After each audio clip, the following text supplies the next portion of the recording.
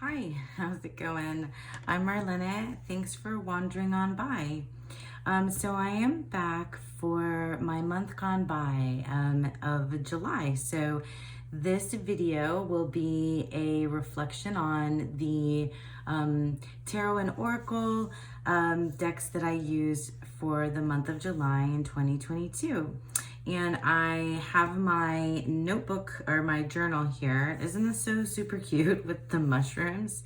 To kind of be my reference point to tell you about it. So there may be some other things that come up based on what my month was like in July. But for the most part, just kind of sticking to talking to you about the tarot and oracle decks that I use. And I've got my my friends here, my Borg and my Cylon. They're they're my guardians right now. Anyway, so yeah, let's just hop in and I'll show you what I do my setup. Now this particular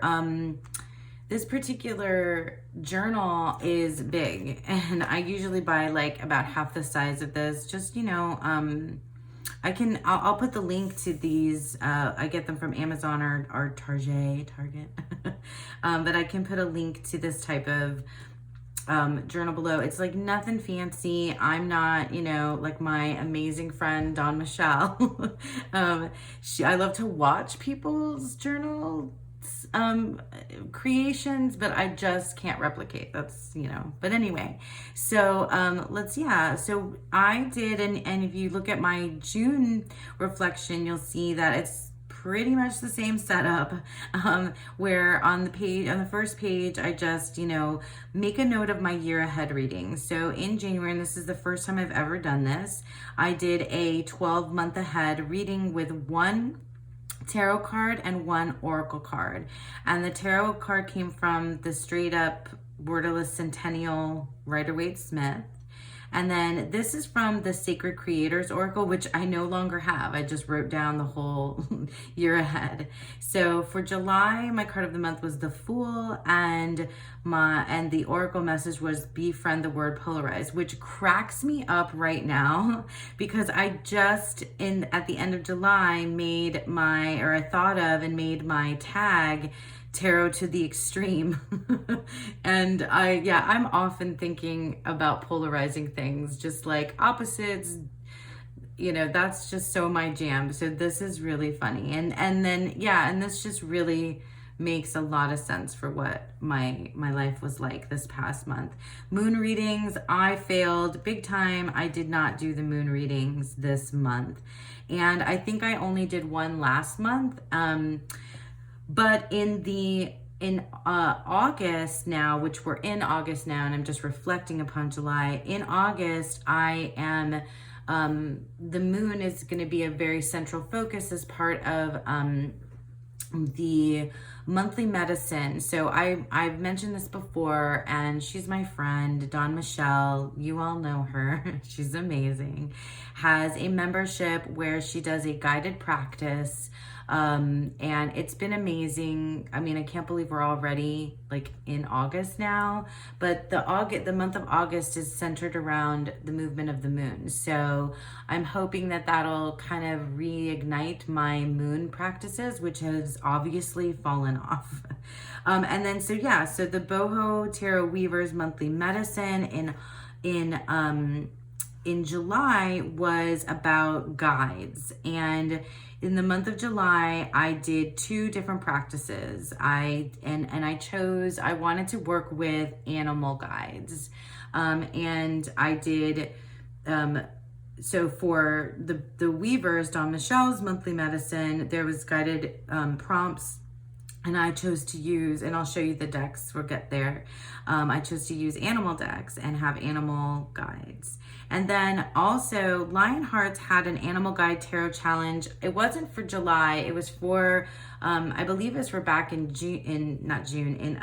March maybe. But anyway, I saved that one and I did it to supplement because I wanted to just really access animal spirit and animal guides and animal symbolism and metaphor and kind of just really, really tap into that in July. So whenever I, needed to, I used the Animal Guide Tarot. And I think I checked it off because I'm pretty sure I stuck to it. I did the whole thing this month of July. So that's really good. I was really into it because the animal guides, as you'll see, when I talk about the decks that I used, were really, really special and really, really wonderful for me this past month of July.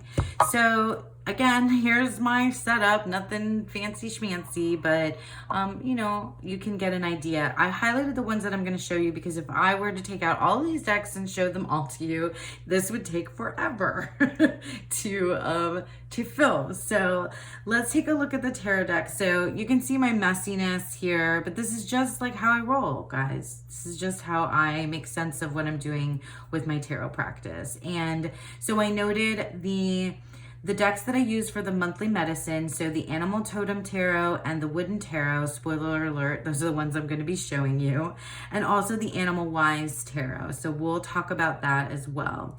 I've been doing my Thoth daily.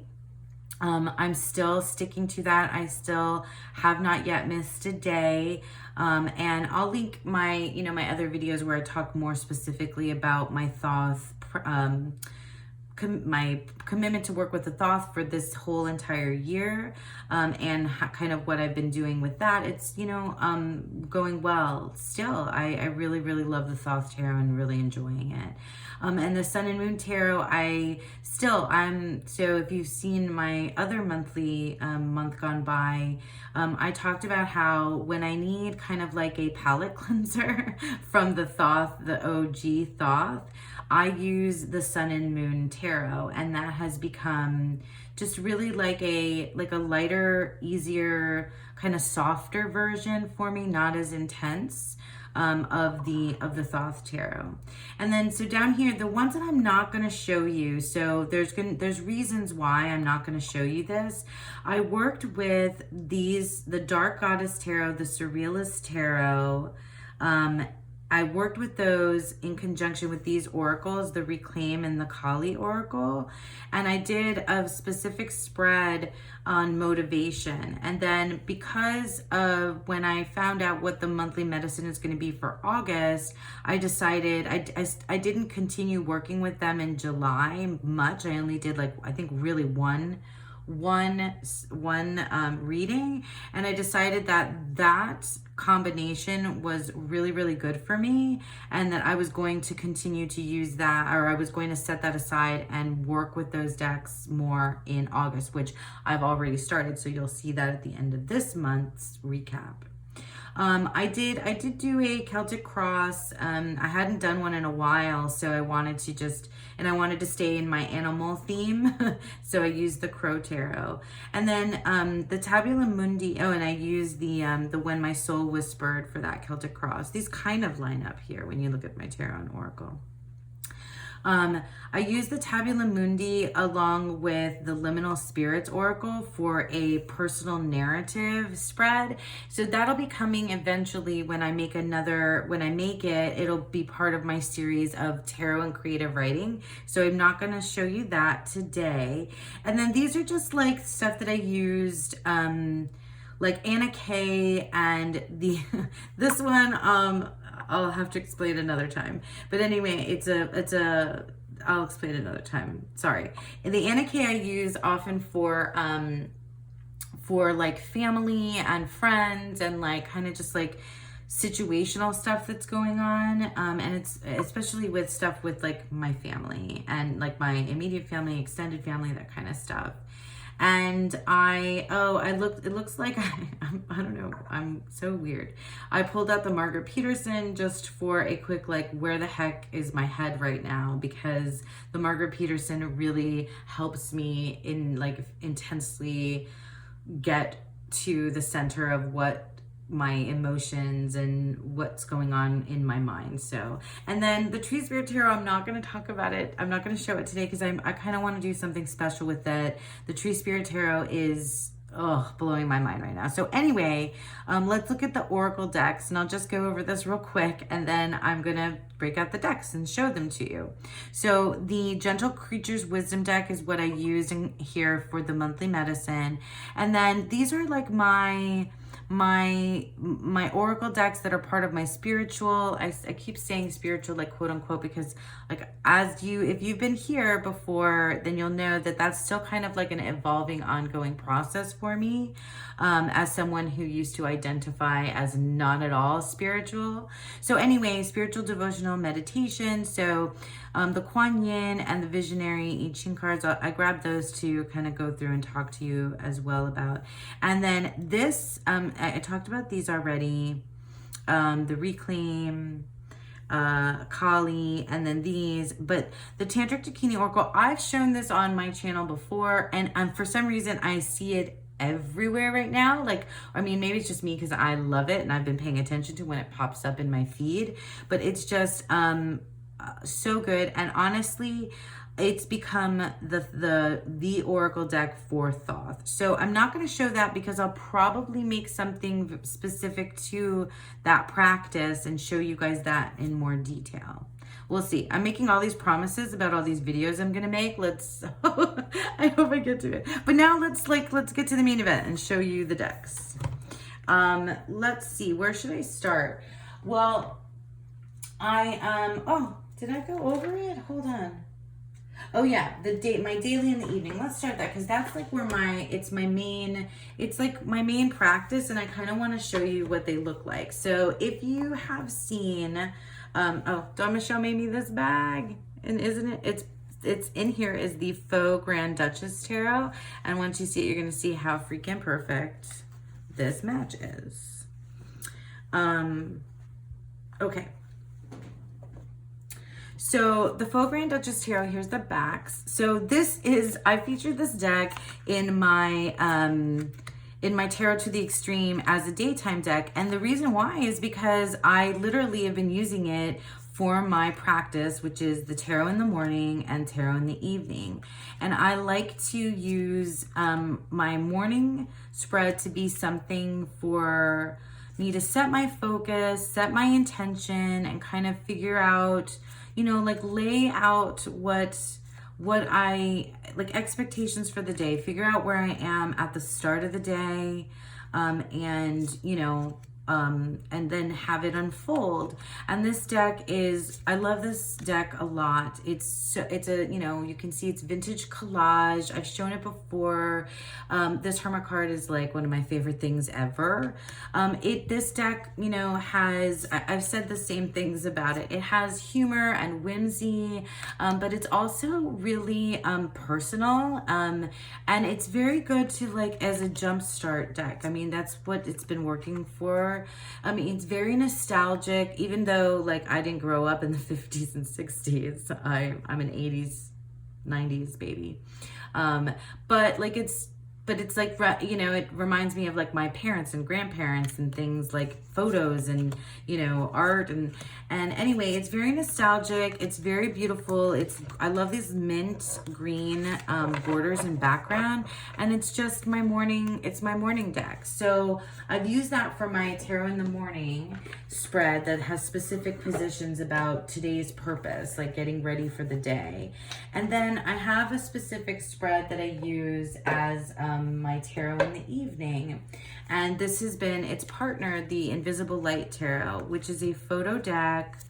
It's freaking gorgeous. It is available, but it's available for a very high price on Etsy. I'm pretty sure it's because the creator has very limited decks available, but you might be able to get lucky if you get into the tarot trade groups on Facebook and other places. Anyway, I was lucky to get this. I was very lucky to get this. I love that Lover's card. Anyway, this is my evening deck. So this is my reflect upon the day. And kind of call upon what happened in the morning, or what I pulled in the morning, and take a look at those two things together, because then in the evening, I like weigh them out, and the spreads are different. I have a video where I go through those two specific spreads, but when I can do this, and I can't do it every day, like, you know, a morning and an evening spread every day is a lot, and I do it as I can. But my evening is a reflection, you know, and a recollection of, and a like, I mean, it's like a sigh. I'm sorry guys, I'm a poet. That's what happens to me. We talk in simile and metaphor. So it's a sigh at the end of the day.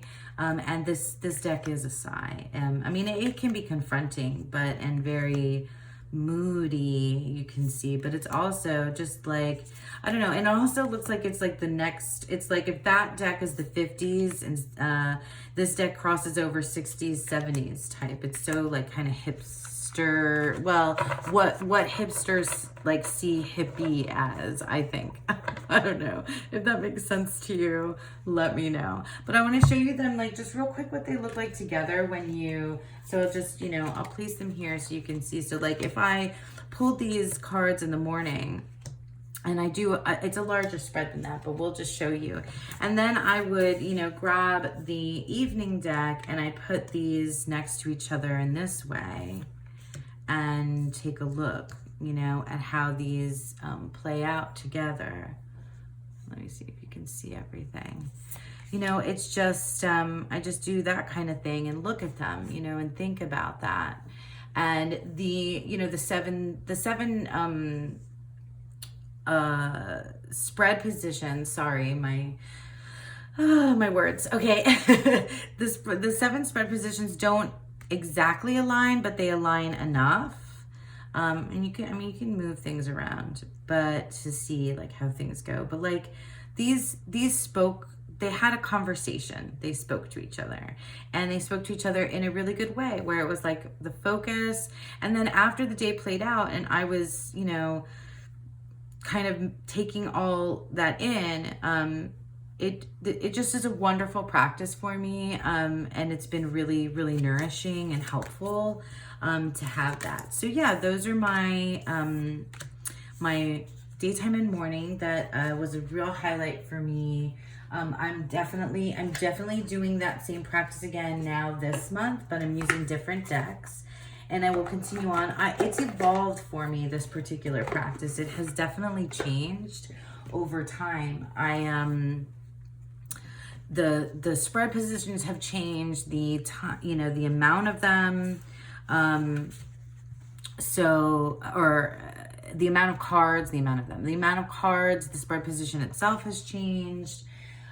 Yeah, so I'm also thinking about kind of switching it up for August as well, and making it a little bit more like specific morning and evening. Like one is a question and one is an answer. We'll like some more connection. We'll see, and I'll get that for you, or I'll put that for you guys as well. Let me just show you real quick my oracle cards that have been part of my kind of spiritual daily, not daily, but you know, a practice that has continued on for me. And then I'll talk about my animal month. So we'll get there. So stick around. This might be a little bit long. I'll try to go faster. So this is the Kuan Oracle, the Pocket Edition. I do want to get the larger version that also has the guidebook, because this doesn't have, you know, obviously as much. It doesn't have a guidebook. It only has the messages on the backs of the cards. So it has the lovely image, and then it has the message on the back.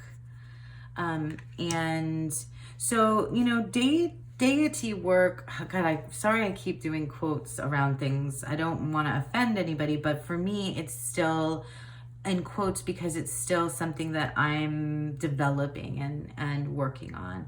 So deity work, goddess work, working with goddesses, this is something that's new to me. And I was really drawn to Kuan Yin, and she has, and this oracle has become a big part of my practice. And I don't pull a card every day, but I do often.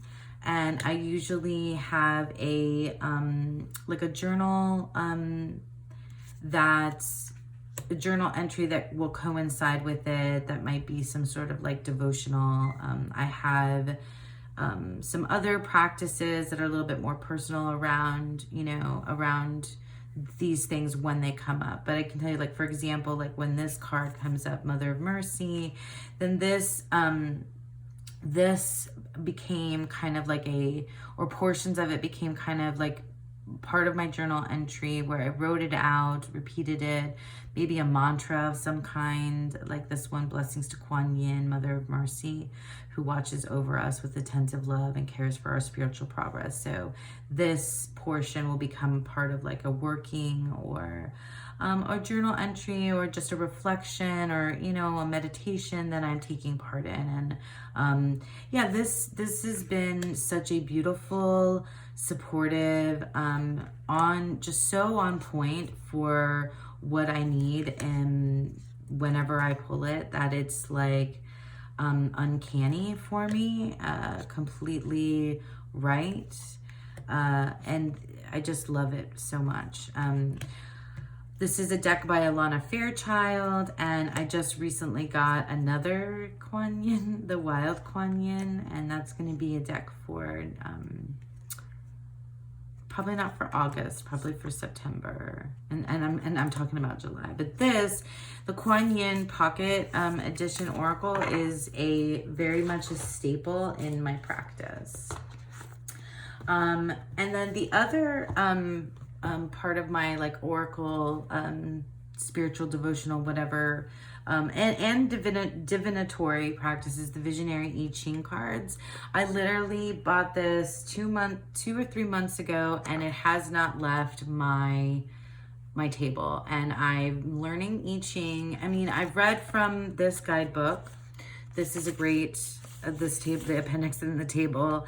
I'm learning the I Ching. I'm using coins to cast and drawing my I Ching lines. I have not done, mostly I just cast my coins and get one hexagram. I have not done anything with the changing lines yet. I'm gonna get there, but really I can only handle one card when I do this. So I will, I use and I think I have my tarot tools in here, but I have my special coins. These are my family is from Cuba. My parents are from Cuba, and these are 5 centavo coins from Cuba from the time period just before this is pre-revolutionary Cuba, before my parents, my father actually, both my parents left, my mom left pre-revolution, my father after. But anyway, my father collects coins, so I got these from him, and so this would be the yin side, and this would be the yang. So this is heads and tails, 5 centavos. So I cast my coins, and I don't know, like I've looked it up, I've read in the books, and I do kind of like what I do, and that's what works for me. And, you know, I'm not an expert in I Ching. This is what I'm learning, and this is what feels right for me in this practice. So I cast my coins and I draw my I Ching hexagram, and then I get the corresponding card from the Visionary I Ching cards. And these are, some of the most beautiful images. So it has the number, right? So you look up your trigrams, and you get, you know, lake above, earth below, and it has the number, and then it has a keyword. And these are not like the King Wen, I think it's King Wen, or anyway, they're different. There's different keywords. These are, I guess, like a more modern understanding of these particular I Ching hexagrams.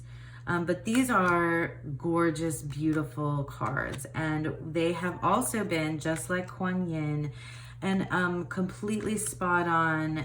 These I ask more like specific kind of questions about because it's really meant to be kind of like an answer for a very like specific situational thing. Although it doesn't have to be, darkening of the light. I also really, really love the correspondence with the elements. Oh, that's the number one, creative power. I had, I don't know if it'll come up, but the card receptive power, which is the number 2. I Ching was a real important card for me in July, receptive power.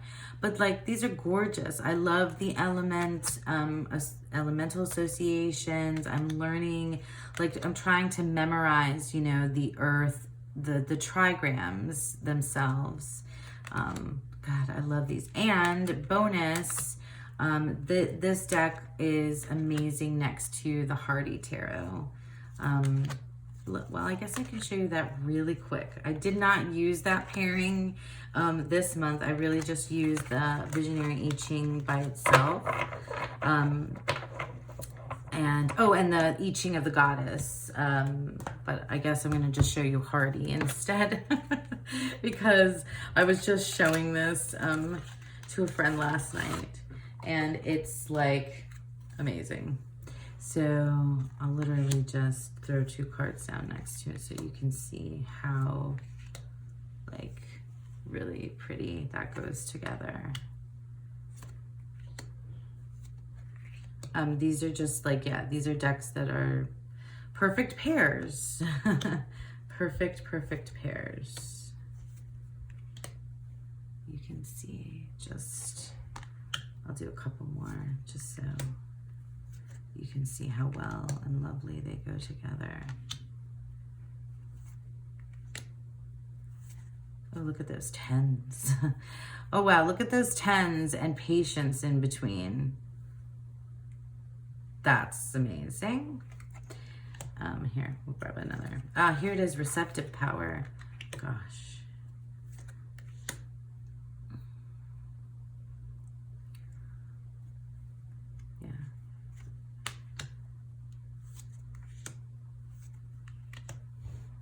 So yeah, I mean, a gorgeous combination. Like I said, I didn't use this. I brought out, I have Hardy Tarot here, the Hardy Tarot, which like I said, I think I said, I'm going to leave you links for how to find all of these decks as well in the description box below. But I did not use the Hardy Tarot in July. I have it out because I'm definitely planning to use it with the Visionary I Ching cards here now in August. I kind of missed that together. Okay, so that was my oracles that I used, the Kuan Yin Pocket Edition and the Visionary I Ching cards. Now let's talk about the main decks that I used for the monthly medicine. And these were so the monthly medicine happens on Mondays, Wednesdays, and Fridays. And I really, try to stick to that schedule. So I used a combination of 3 decks, and the first one is the Animal Totem Tarot, and let me just grab that. It's got a huge, chunky guidebook, and I have mixed feelings about this guidebook. I have to tell you guys, I really do have mixed feelings. Because I really enjoyed the guidebook when I first started using this because it has so much information. It has the message from the animal, and then it has some about the image itself. It has specific to business and career, so how to interpret that card for a business and career reading, a family and relationship reading, a health and well-being, and then some lovely journal prompts. And sometimes and then it has, the black and white image. But sometimes these messages would be really, really great and kind of what I needed at the time. And sometimes they just seemed kind of, unfortunately, like juvenile. And Lisa Robertson, she also does the Mermaid Tarot. And I kind of had that same feeling, like, sorry, but it was just a little bit too juvenile, like young, too young sounding for me. And sometimes that was a good thing. Sometimes that was like lovely and what I needed, and I, you know, accepted it. These are the backs, and I edged mine, and it looks like crap in this brown. I didn't pull a lot of cards from this deck. What I did was, and I don't want to give away too much about the monthly medicine itself, but, you know, I would pull one guide for the week. Oh my God, I love that Empress card so much. I didn't pull her. And then I did some spreads from the Lion Hearts with this deck. I hope I get to my cards that were really meaningful for me. I'll get there. But this is a great deck. Like, you know, the guidebook notwithstanding, like I love these images. It really feels, you know, when you think about the animal and you read, oh yeah, the message from the Page of Cups was really, really great. I liked that one. I love the grasshopper as the fool. But when you think about like just the very neat, like, so this is the thing that happened to me this month. I'm sorry, I'm talking over myself.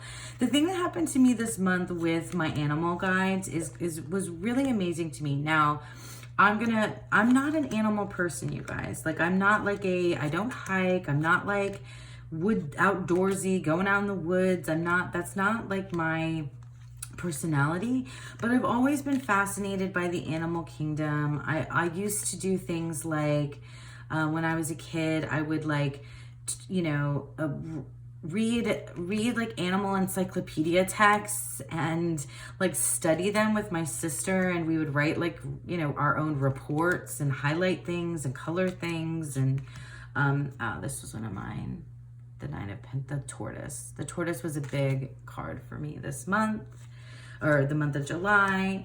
And anyway, so like I've always been fascinated by, you know, like I watch all of David Attenborough's everything, like animal, you know, nature documentaries and stuff like that. I love things like that. And this was another one, my prairie dog. And this was another one. These were so they're on the top, my animal cards. The elephant. This is so good. But anyway, what happened to me with the animal guides, and I won't go into too much personal detail, but the thing that became apparent to me is that, and this might sound so simple, and those of you who love animals and using animal tarot might think like, yeah, duh, but like the thing is that just the very simplicity of the animals themselves and how they live their animal lives in nature, just like pausing for a moment in my life to make that connection without having to be like an outdoor. I didn't think I could make that connection without being somebody who was outdoorsy. Do you know what I mean? And because I was able to use the tarot and really feel the story of the metaphor of the symbol of who these animals are. I mean, you know, like in compare their nature in comparison to my own. It was a real revolution for me in my own thinking about myself. And it seems like so obvious when you work with animal guides, but it's really like something that just, you know, blew my mind this month of July. And I really appreciated the opportunity to do that. Now the other deck so I used the animal Totem tarot, and the other deck that kind of did that same that same function where I pulled it as as just like one or two cards as my guide is the Animal Wise Tarot. And I didn't get this in, this deck is out of print. I found it on eBay. The other ones, everything else here is available, but the Animal Wise Tarot is out of print. Kind of hard to find, but if you're lucky, you can score it in trade groups or on eBay, like I said. So some people find this deck really ugly. I do not. I love it for its being ugly. It is these photos that look like, I think I've said this before, they look like the placards at the zoo. That's what these and they're, I guess terrible photos, but I love them. And oh, there's my tortoise again. I got him again. This was the first animal card that I pulled at the beginning of the month and the last animal card that I pulled at the end of July, and it's absolutely perfect. We're moving soon, so the tortoise with his home on his back was just, so poignant to me in such a simple way. Like I was saying, it's like it doesn't have, it's profound in its simplicity. That's what I feel about like this nature deck, and I absolutely love Ted Andrews' writing. That guidebook blows away the animal tarot totem completely out of the water. And it is, absolutely amazing. The choices for the renaming of the suits, where the shapeshifters are cups, the keywords, they move me. I am the words are very, very important to me. This deck, it's like the grackle, free emotions and anxieties. It's ancients for the wands, and it's all reptiles. The winged ones are the swords, and they're all birds. Four-leggeds are all mammals, and that's the pentacle suit. And then the majors are different various animals. And then the shapeshifters are bugs. They're insects. Bugs. They're insects, which I like. I know some people aren't into bugs. I'm looking at you, Lisa Pepez. But I do. My daughter went through this phase where she still does really love spiders and bugs and things. Well, I guess worms show up in here too. There's the otter. Oh, that was one of my oh my gosh, I'll insert here. I will insert here footage of the otters on the canal bank behind my house. I will insert that. And the duckies too, because the ducks were, I also, because I was, into this animal spirits guides this month, I really, in my own whatever suburban way, I was, where I live, I was getting in touch with these kinds of guys that are around. And, these guys aren't around. Well, in some places, but not here. Daddy Longlegs for sure. The ducks, that's a goose, but the ducks in the mama duck and the baby ducks, I'll show you. I'll insert that, pictures of that somewhere, somewhere in here. I'll put the ducks, and then I'll also put the otter, the footage of the otters, because it was just like in working with these guides and from the cards, the messages and the symbol, the metaphor, and then the actuality and reality of them, just, some of them in my backyard and what they meant for me, like really, it was a really lovely experience. That's what I gotta say about that. It really was really nice for me. So the other two decks that I used, and these I used definitely as a pair, was the Gentle Creatures Wisdom deck and the Wooden Tarot. Let's talk about the Gentle Creatures Wisdom deck. There's another deck out there called Into the Lonely Woods that has this artwork from Dan May. This is my preference. I didn't really even get into the guidebook. Oops, sorry. This one was my preference when I looked at different, first of all, like, oh my God, that back is so cute with the fur. But this one was my preference just because of the one word keywords. It does have like the orientation, landscape versus portrait, which like I'm not fussed about that. That doesn't bother me much. Oh my God, this deck was just like on its own. I pulled it on its own, but I also pulled it next to the other decks, next to the Animal Totem Tarot, next to the Animal Wise, but also next to the Wooden Tarot. And it's just special. It is like really like sad and heartwarming and just wonderful. These creatures are like, you know, it's like that next step, like that in between, like, you know, the animal spirits of the animals that I can see in my world have connections to these creatures, if that makes sense to you. And it's like the animal, the real, not that these, I don't know what I'm saying. I think you guys might know what I'm saying, but like these are like, for me, feel like in the realm of like fae creatures or mythical, mystic creatures that, you know, are not, I can't see them. But I feel like they were, like the animals were my conduit to these guys, if that makes sense to you guys. That's what it felt like. And I did feel, yeah, like they're like, these feel like they live in this world of the fae.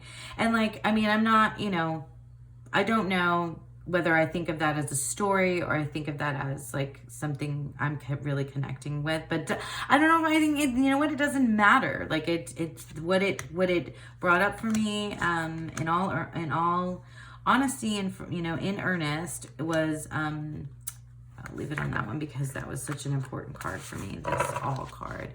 It was, you know, very meaningful for me. Oops.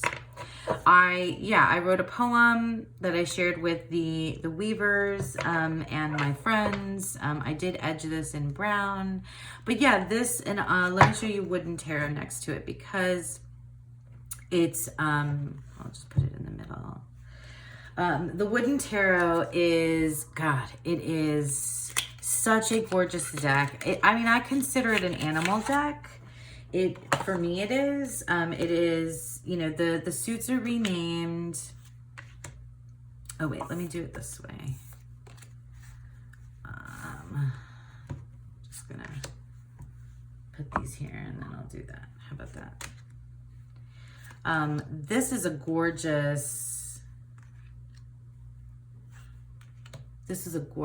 pairing. Am I on camera? Okay. This is a gorgeous pairing. And it worked really well for me.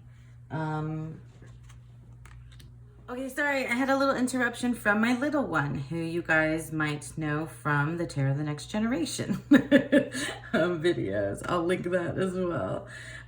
So what was I saying? Oh yeah, I'm talking about these decks together. So the wooden tarot is, it was really just like the, my eye elephants were just coming up a lot for me.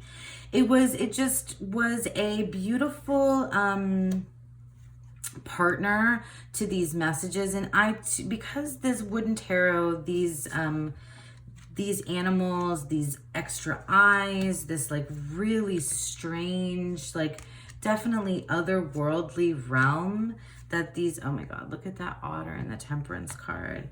They are also part of that like conduit, whereas like the, you know, the animal wise with the photos and the animal totems, those are like animals in my real, you know, in my reality. And these are animals in some other world that definitely have lessons to teach. And this, do you guys see how beautiful this artwork goes together too? Just like aesthetically, how gorgeous. You know, and I would do some things like with it here. Will that show up? You know, as well. We'll do that. I'll put some here so you can see how gorgeous. But yeah, and then, you know, like looking at the messages together. Oops, the happy squirrel card came up. But the suits are renamed. The wooden tarot is an indie deck, and it's I'm pretty sure it's available right now. But like, yeah, take a look at that. The 10 of Bones, the God of Blooms. This is an Ace of Cups. That's the only thing about the wooden tarot that is a little bit difficult, is to remember. Okay, sorry, I keep getting interrupted because it is the weekend and it is, you know, life and children and things like that. So I guess what the last thing I was saying was about the wooden tarot, how it is the renaming of the suits is a little confusing, so you kind of have to get used to that, but it's also it can be read really very intuitively. It's minimal, I mean, but it's just gorgeous. And oh my god, the ducks. And it's just it worked really well to hit this like spot, like I said, of this other kind of realm where like the animals kind of let me go to this like in between, right? The in between is what it really felt like. And like I said, for me, that's a metaphor, a story, but also something I'm learning, something that I'm learning about. I never got that one. Road trip. Definitely did not go on a road trip in July. So yeah, so that's the Wooden Tarot and the Gentle Creatures Wisdom deck. Just such a big part of my practice for the month of July. Like I said, working, and these are not the only animal decks that I have now. I like want to have all the animal decks ever. These are definitely not the only animal decks that I have, but they're, the ones that were my main focus for the month of July. And probably this deck, if I had to say, God, I can't say which ones were my favorites, but these two were really very special. And the Animal Wise and the Animal Totem, as well, were meaningful for me. So that's it, you guys. That was my month gone by for July 2022. I definitely had a really wonderful experience with the animals. And like I said, it might have been this like kind of very obvious revelation to have, but it was really a wonderful one for me. And and I'm going to head into the month of August still with my animal friends in some ways with me, and I feel like I'm going to always continue to have them as part of my practice in some way. So that was really lovely. So yeah, I'm sorry if you can hear my child and partner in the background. I think they're getting ready for lunch. So thank you as always for sticking around with me. And I, thank you to all the new subscribers and those of you that have been here with me for the last couple months. I really love this space, and I'm really happy to be able to come to it and share my tarot practice with you all. I really love it. So thank you for sticking around with me, and I hope that you all have a beautiful, wonderful day.